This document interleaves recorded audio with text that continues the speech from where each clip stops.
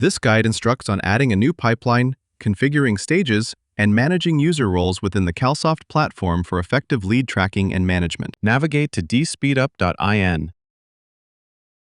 Click on System.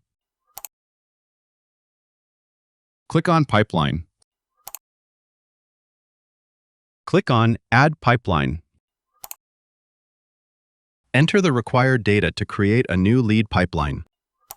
Click on Pipeline Stage. Enter the lead status and position for a particular sales user. Click on Save. Click on User. Click on User.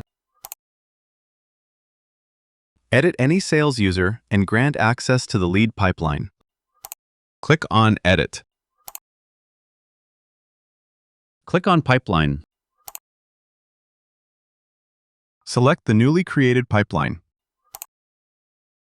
Click on Save. Now log into that sales user account. Click on Lead.